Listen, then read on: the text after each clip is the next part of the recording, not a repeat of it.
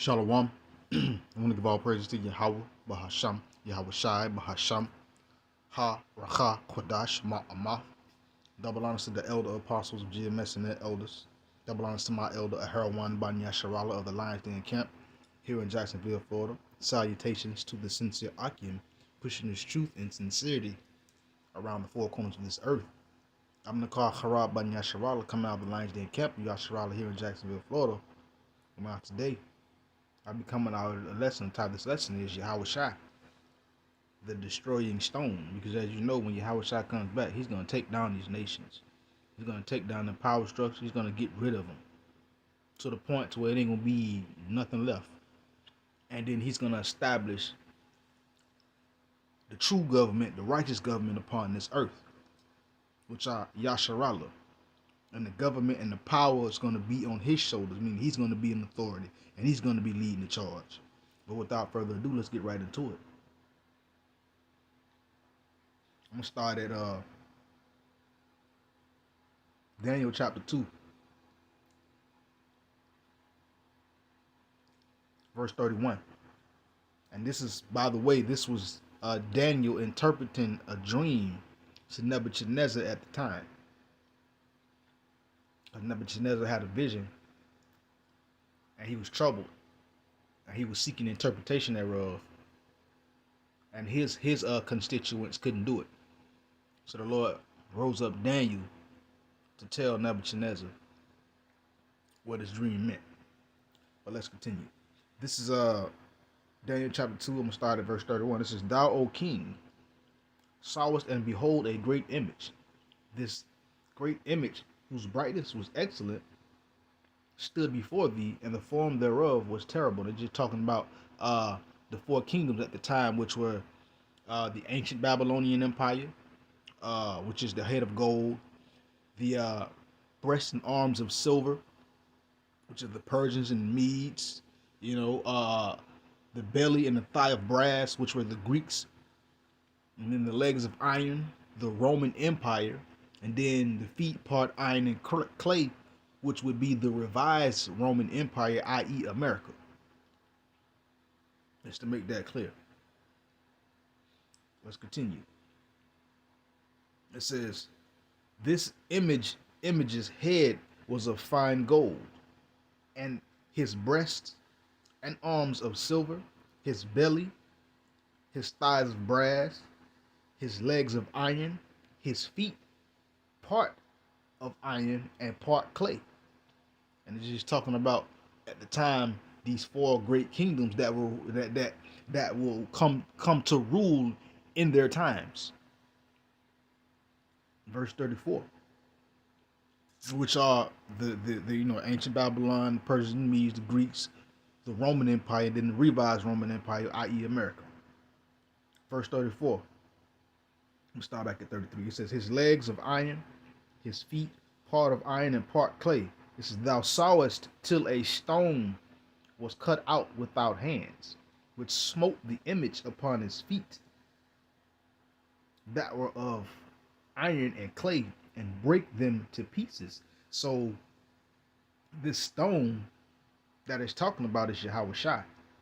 He is that stone that was cut out without hands that smote the image upon his feet, meaning Yahawashi is that destroying stone that's going to come and he's going to take down these nations.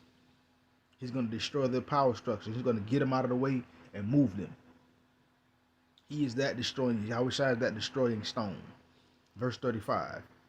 Then was the iron, the clay, the brass, the silver, and the gold broken to pieces together, meaning they're going to be destroyed. The Lord is going to take them down. He's going to plead with the nations, as it says in the scriptures. I can't call it off the top of my head, but it says the Lord is going to plead with all nations in the valley of Jehoshaphat, Yahweh Shaphat, the Lord's judgment, and he's going to plead with them there. And while they're fighting their war, Yahawashi is going to come and really put the screws to them. But again, it says, then was the iron, the clay, the brass, the silver, and the gold broken to pieces together, meaning these four great kingdoms will be taken down. and became like the chaff of the summer threshing floors, became like chaff. And you know, if you harvesting wheat have this papery husk on it, and whatever they do, they thresh it, and that makes that husk come off, and then the wind takes it and blows it away. So they're gonna become like the chaff of the summer threshing floors and carried away with the wind, meaning they're gonna be destroyed. They're not gonna be anymore. And it says in no place was found for them. So once the Lord come take these kingdoms down, there's gonna be no place found for them. I mean, there's not gonna be any more these kingdoms of these heathen nations rising up and ruling the earth. But again, it says, and became like the chaff of the summer threshing floors, and the wind carried them away, that no place was found for them, and the stone that smote the image, Yahawashi, smote the image, i.e., these kingdoms, the stone that smote the image became a great mountain and filled the whole earth. Became a great mountain. Yahawashi is that stone that's going to become a great mountain and fill the whole earth, meaning the Lord is going to come and he's going to establish his kingdom on the earth, and he's going to establish it in righteousness. And Yasharahla, the Israelites, the so-called Negroes, Latinos, and Native Americans, we're the ones that's going to fill the whole earth, and we're going to fill it what? With righteousness. Real quick, let me go to Isaiah chapter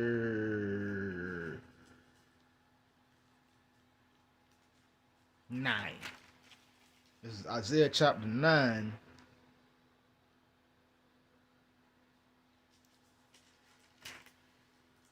Verse 6. It says, for unto us a child is born, unto us a son is given, and the government shall be upon his shoulders, and his name shall be called Wonderful, Counselor, the Mighty God, the Everlasting Father, the Prince of Peace. Now this child that's going to be born is talking about Yahawashi, our Lord, our Savior, our big brother. And the government, i.e., the power structure of the new world to come, is going to be on his shoulders, meaning he's going to be in authority. He's going to be in leadership, and he's going to be sitting on his throne. He's going to rule right here on the planet Earth, contrary to popular belief. You know, people want to think that the kingdom of heaven is going to be somewhere up in the sky, and no, it's going to be right here on the earth. And that's going to be the Lord setting up Yahawashi and setting up the government of Israel around the four corners of this earth, and having righteousness rule forever, i.e., being that great mountain, that stone that turned to a mountain that filled the whole earth. Verse 7. And the Lord is going to be called Wonderful. He's going to be called a Counselor, the Mighty Power, because Yahawashi is a God. He is a power. You know, it's the Everlasting Father, the Prince of Peace. These are titles for Yahawashi. Verse 7. Of the increase of his government and peace there shall be no end. So of the increase of his government, i.e., the power, his power structure, his rules and regulation and peace, there's going to be no end upon the throne. This is no end, and upon the throne of David and his kingdom, to order it, to establish it with judgment and with justice from henceforth forever. The zeal of the Lord Yahweh of hosts will perform this. So once Yahweh shall come back and establish the kingdom, righteousness is going to be established forever. And it's going to be established with judgment and righteousness from henceforth forever. And this is the zeal of the Lord Yahweh. And he's going to perform this thing, because while the Lord spoke it, and it's going to happen. And to us a child shall be born, and the government shall be upon his shoulders, meaning the power structure. The foundation is going to be upon his shoulders. The Lord is going to be leading the charge. He's going to be in authority. Let's go back to Daniel real quick.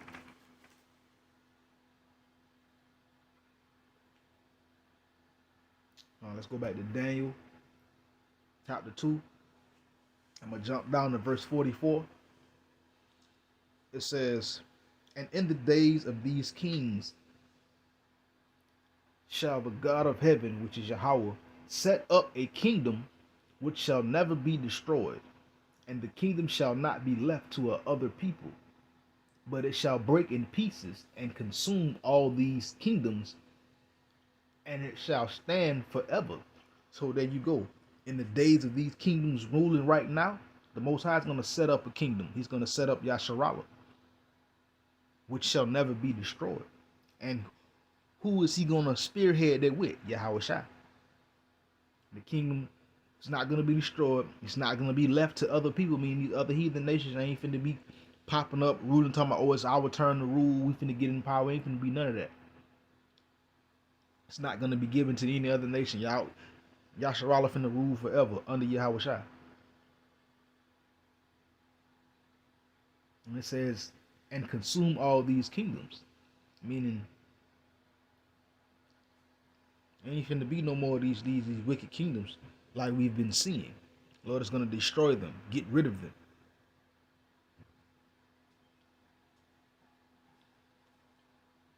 And our kingdom is going to stand forever. Verse 45.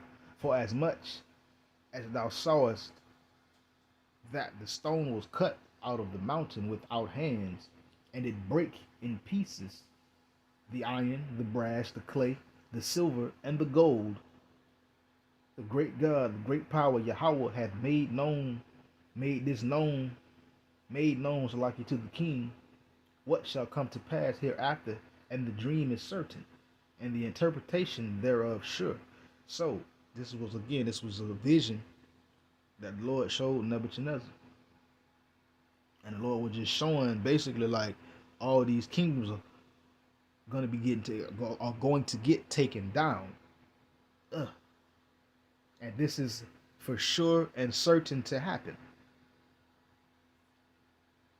So Yahawashi is that destroying stone. He's going to take them down.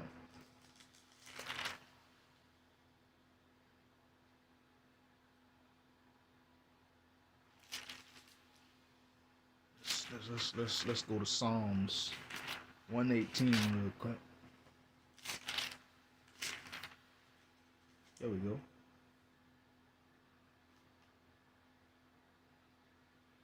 And because Salakia. Anyways, like I was saying, Yahawashi that stone which the builders refused. This is Psalms 118, 22. The stone which the builders refused is become the head stone of the corner. This is the Lord Yahweh's doing.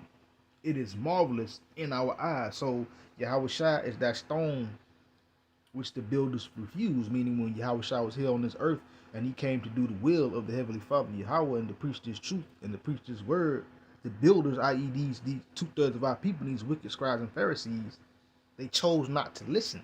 They rejected the stone. And now that stone, which is Yahawashi, has become the head stone of the corner. He has become the leader. So when Yahawashi get back, he finna destroy these kingdoms. And with that, Shalom.